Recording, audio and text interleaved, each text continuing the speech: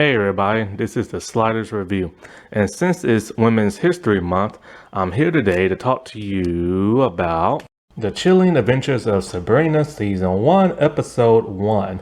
So, I rarely ever talk about this show. I believe I've talked about 2 episodes before, and I briefly talked about it when comparing this to the original and stuff like that. It's not particularly my favorite series. Like it's something I'll watch and I think it's all right for the most part, but I think there are too many flaws in this series for me to consider to be great or even good for that most part. It's just okay, it's just all right. And I'm very disappointed because when I heard they were making a darker version of Sabrina the Teenage Witch, I was so ecstatic. I was happy, I was thrilled, because like many people, I watched the 90s Melissa Joan Hart series, and I love that series to death. But I never finished that series.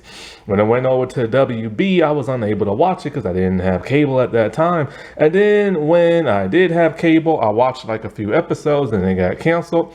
And then when I got Hulu, I decided to rewatch the entire series, but I stopped with the first season that went on over to WB.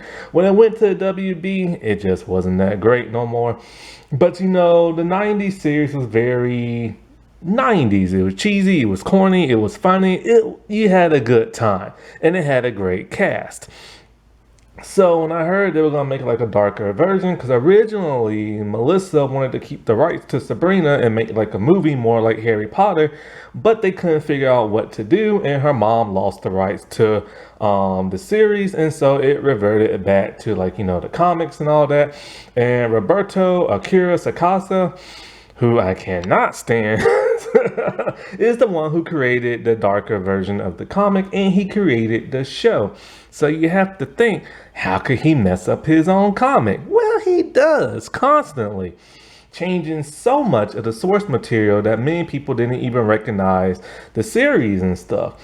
And but I'll let you know right here and now, I am going to spoil things with other seasons other than just this episode. I don't know when I'm going to spoil it, so just know this entire video is going to be a major spoiler and stuff like that. That goes beyond the first episode.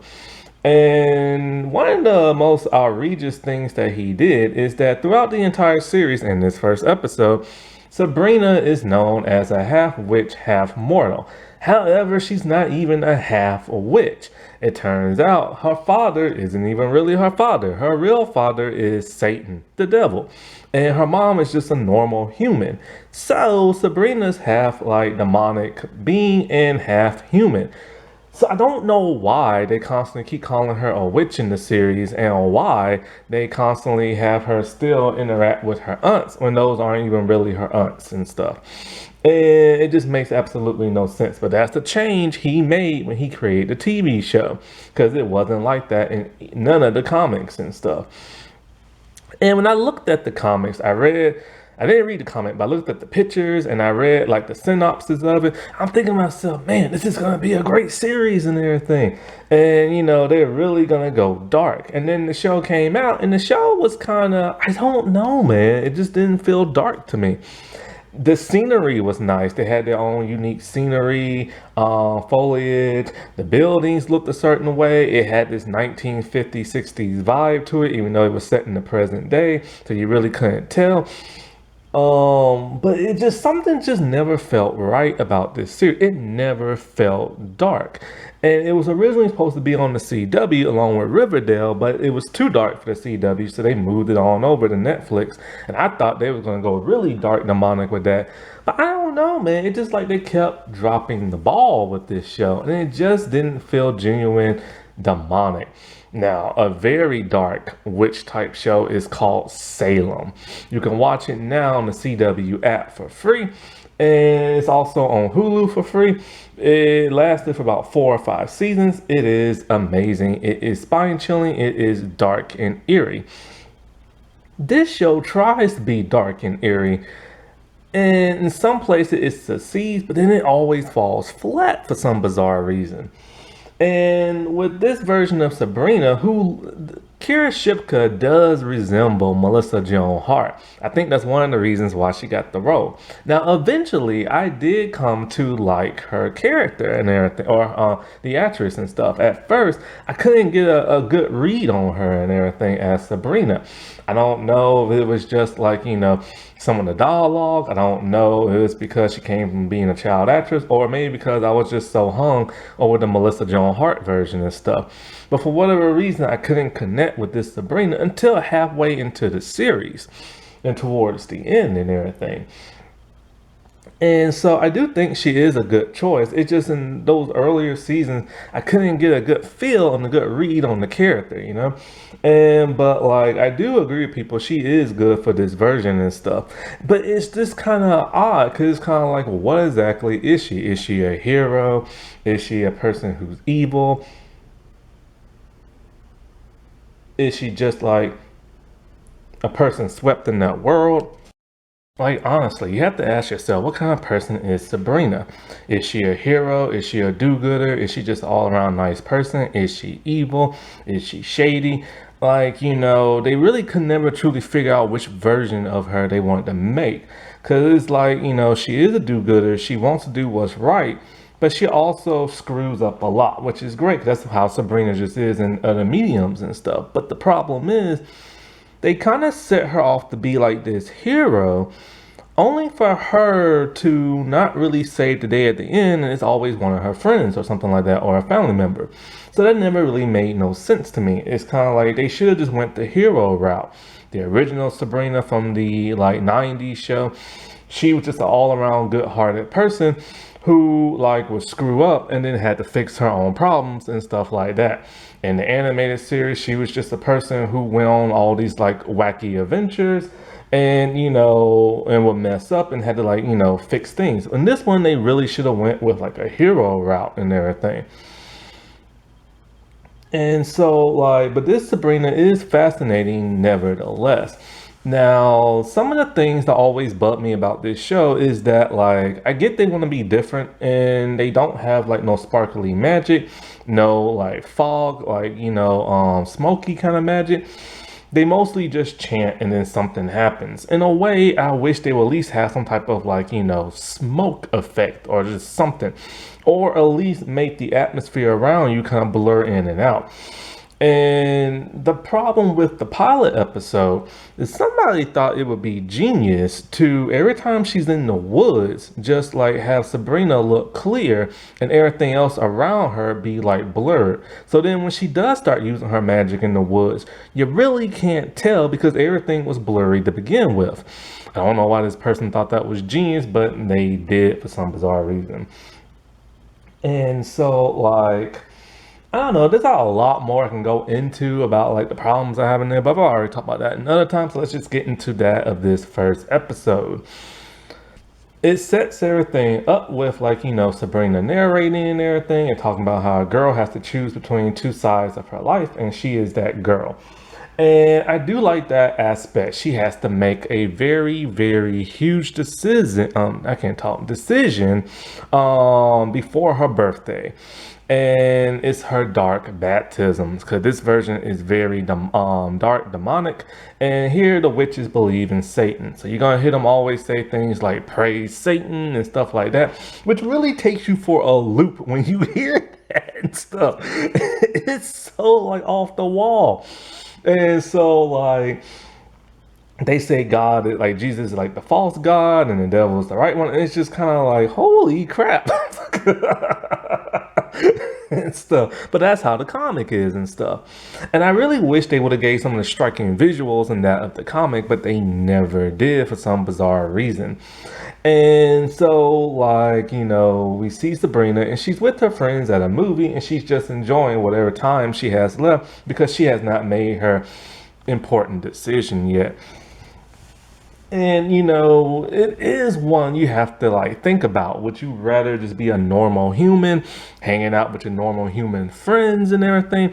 Or would you want to continue using your magic and then not only continue using it, but have it amplified and hanging around more people who also do magic and stuff like that? Because in this version of Sabrina, she knows already she's a witch and stuff. And so like as opposed to like the other versions where she just found out and stuff like that.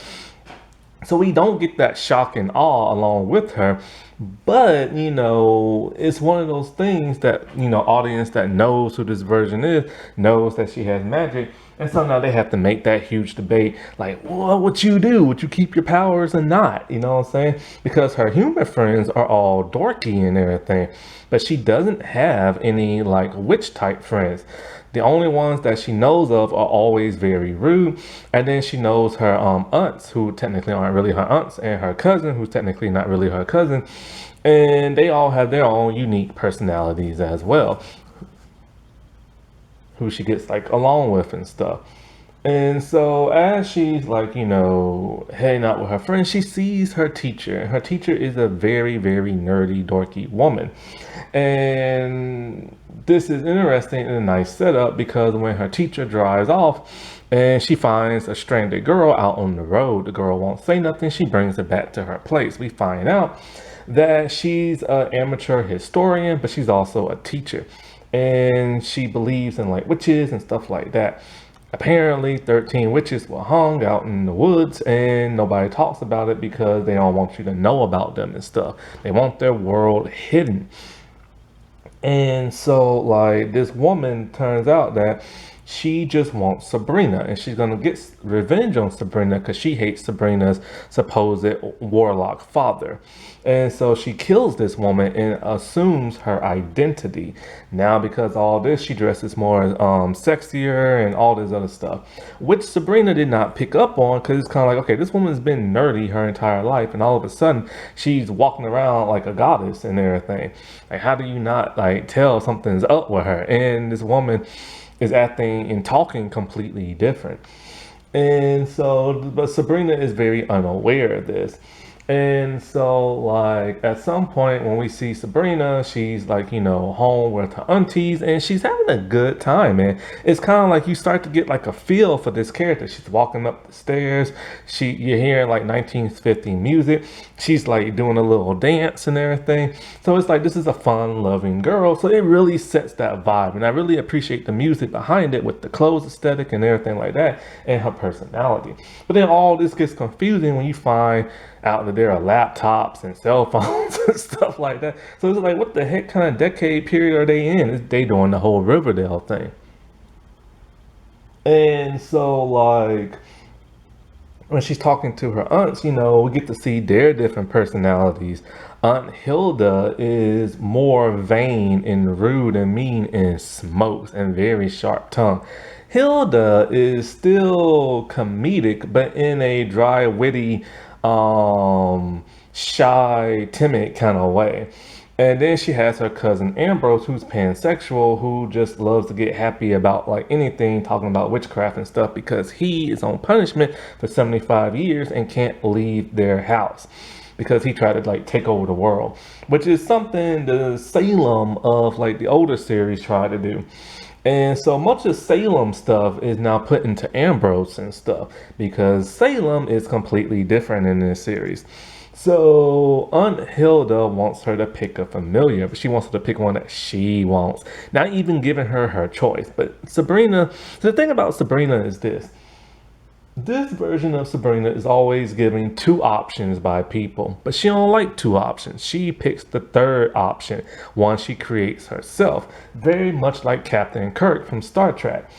And so she doesn't want a familiar from a book and stuff like that. She wants to go to like the cemetery, do like a chant and have one come and ask for one so one can come to her.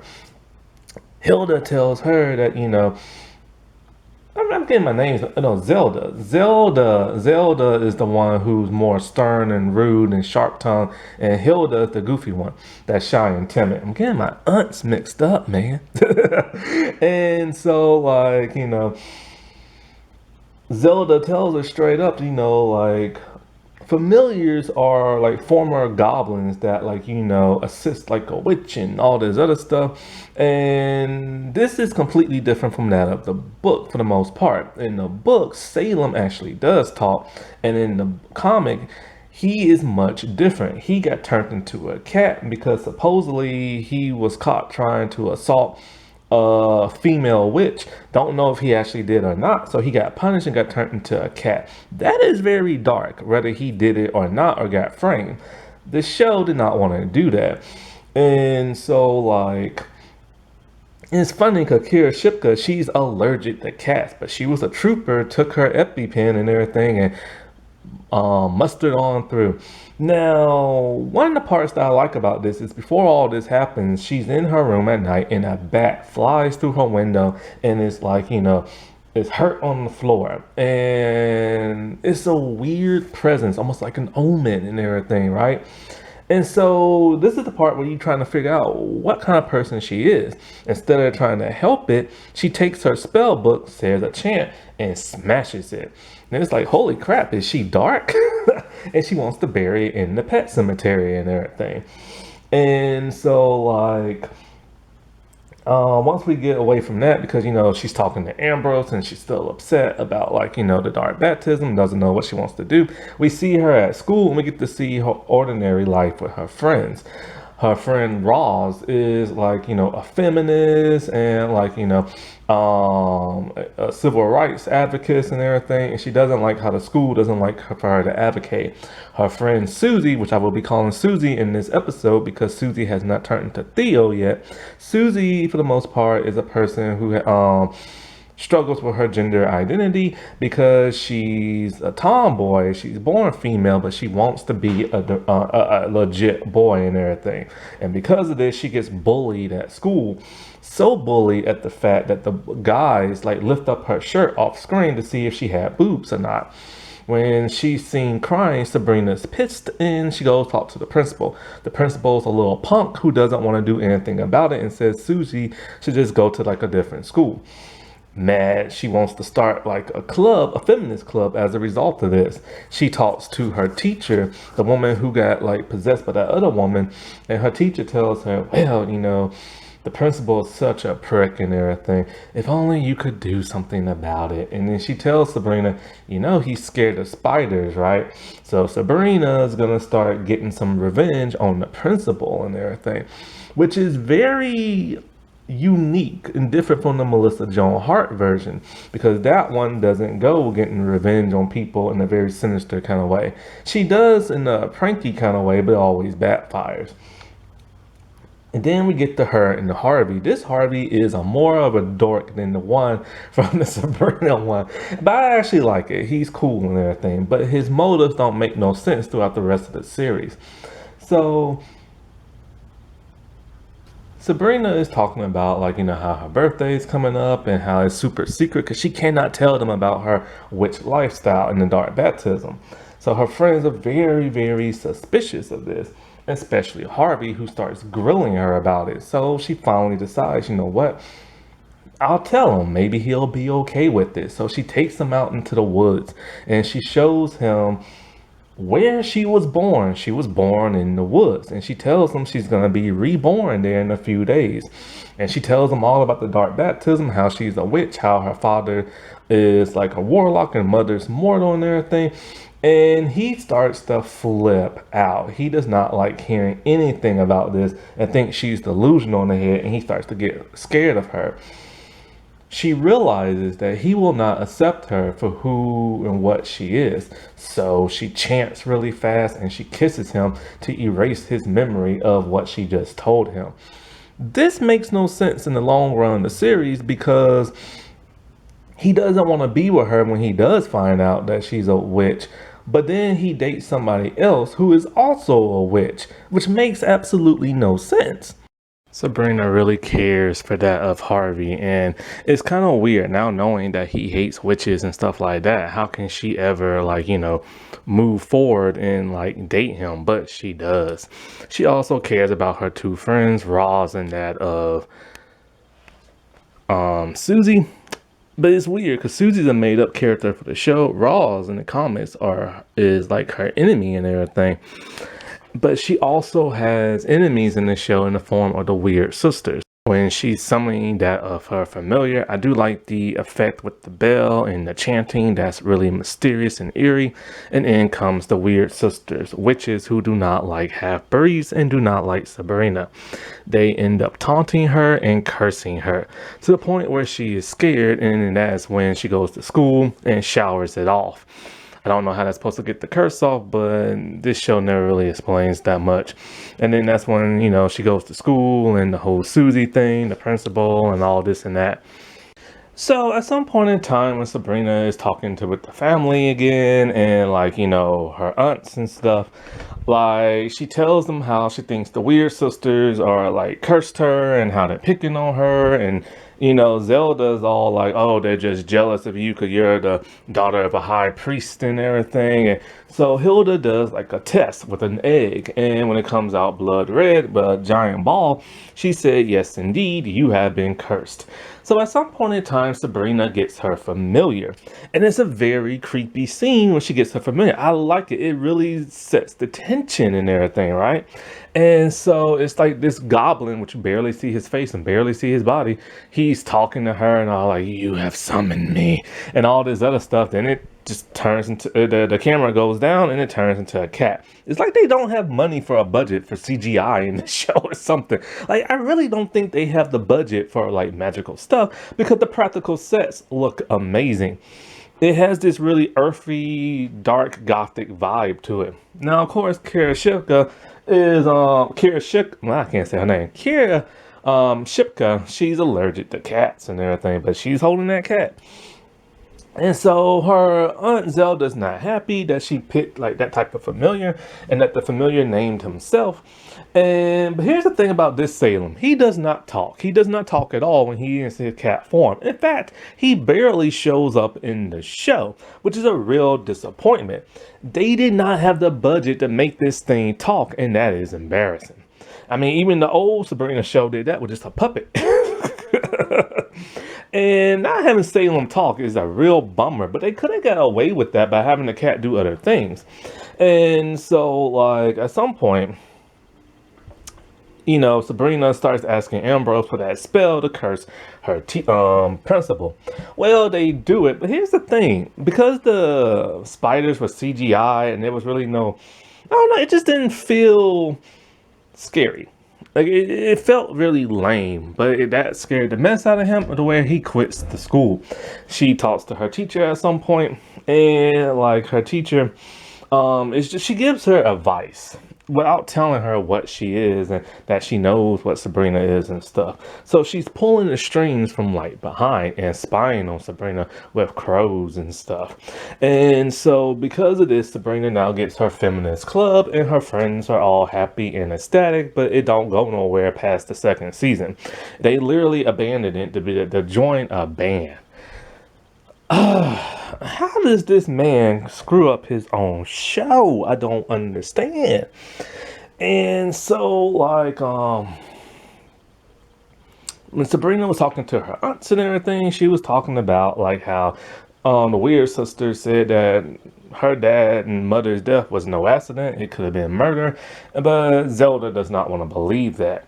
And Sabrina is still juggling back and forth if she should join, the witch's coven and stuff like that. Well, at some point in time, Ambrose, because, they live in a mortuary, that's what that house literally is, and Ambrose is about to embalm a little kid because they need the blood of a human for the dark baptism. That is screwed up. But it turns out the boy is no ordinary boy. He is a warlock with a witch's mark. And somebody hunted and killed him. So now they really want Sabrina to join the coven as fast as possible to be protected. So Hilda instructed Sabrina she needs to take a bath and wash that curse completely off. I don't know how washing it's going to get off, but hey, whatever. Now this is the part that's very disturbing for me. This is the second time Sabrina has been nude on the show. Now, Kira Shipka I think she was barely 18 18 at this time. I believe and hope she was 18, because she's a teenager on the show and she's depicted nude twice taking a bath. And the first time when she was just taking a shower, you can just glance over that. But the second time is more disturbing because she has an hallucination nightmare and she gets out of a tub inside a forest. And when she gets out, she's completely butt naked and you see parts of her body. I don't know if that's her. I don't know if it's a body double. But the fact that it's a teenager and it's depicting that of nudity is disgusting. And once again, this is the creator's fault. For some bizarre reason, and all 3 shows of his I watched are teen dramas, he loves having teenagers not only wear provocative clothes, not only does he like them being nude, but they also have sex. And when you get into like season 2, it's a full-on orgy. And I'm just kind of like, what is wrong with you? You demented man. Something is wrong, and that smile of yours is creepy. But anyway, she has a dream of her parents, and then like she sees 2 babies. And so now this is starting to make people wonder, well, was Sabrina a twin? Well, this is foreshadowing the next season because it got changed from the source material. One baby has normal feet and the other one has hooves, letting you know that one is is like half like devil and everything. And so she wakes up from that nightmare. But back to the creator being disgusting and gross. He is giving the wrong message with this show when it comes to teen sex and everything. So Sabrina is talking about Harvey and how they want to go to like the next level and all this other stuff. And one of the aunts is all like, he hasn't devalued you, has he? And all, and she's like, no, but that's none of your business. It is their business. You're a teenage girl. They are your guardians, and you shouldn't even be doing that. And talking about when him and her are ready, they would do it when they're no. You're a teenager. This should not even be in a conversation you should be having. The problem with this Sabrina that I have a huge problem with is that she's a teenager, looks like a teenager, but she acts like an adult. Now, the Melissa Joan Hart version was a teenager who act like a teenager. And so, but with this one, you never get the impression that she is a teenager. She's more mature. She's very stern. She likes to tell people off. She likes to be hard-headed. She is her own person, her own strong person, but you never get the sense that she is a teenager. But then they keep putting her in all these adult type situations, but then they have her act all cutesy wootsy by having her call her aunties and their aunties and everything. And it's kind of like that. That's really confusing. If you're gonna make her this mature and make her act like an adult and talk like an adult, why do you have her act like a kid saying aunties and everything?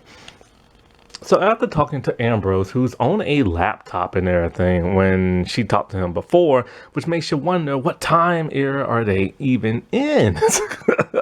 She even says the word groovy and stuff. So anyways, at one point they're talking and she needs advice about what she's gonna do, like they're still trying to persuade her to join the new covenant and everything, but she's still having her doubts. She has I think her birthday is on Halloween of all nights. And so like he tells her, you need this special apple. Go into the forest, find where the apples bloom, find the tallest, oldest tree who saw everything, and it will give you knowledge. Well, she goes to the pumpkin festival with Harvey, and so she splits up with him, and then she goes to like the part where like the apples are and like kind of like a maze. And wouldn't you know it, the evil teacher lady overheard this because she has her crows spying. So Sabrina goes into the forest, and then all of a sudden, this is when the real intensity starts. Something is chasing her. It's the scarecrow. It has been bewitched. It's a very scary scene, and I love it to death. It really has your blood pumping because she is a witch who has powers, but doesn't know every spell in the book, and she is running for her life. And so this begs the question, she's so mature, how come she don't know much? So all of a sudden she's about to get like tackled, and then something from the side tackles the scarecrow off screen. It's Salem in his goblin form, and he eats them, but we don't even get to see him eat them. When it goes to him, he's just a cat, and there's like straw everywhere. And I'm just like, they couldn't even show that. And it really bugs me, you know? But anyways, there's a line of dialogue in here that I didn't really pay attention to when I first watched this, only because Riverdale, I only seen season 1 and 2, and I haven't watched the rest. So I didn't know Roberto's way of writing at that time and how cringy the dialogue can be. But after watching this episode, I'm just like, because Sabrina tells Harvey when she's confessing that, you know, being like a witch is very delicious and there's so much delicious things that come with it and stuff like, I'm just like, delicious thing? Like, who talks like that? That is so his style of writing. If you ever watch Riverdale, you can go to YouTube, man. There's like clips of cringy dialogue. It's just the strangest, most bizarre thing he comes up with. It's in that Pretty Little Liars reboot of his as well. Like, who talks like this? She eats the apple and she sees all this demonic stuff. The sky is red. There are a bunch of witches hung in a tree. It's very spooky. The music accompaniment is great. And then we see Lucifer himself in his hoof type form.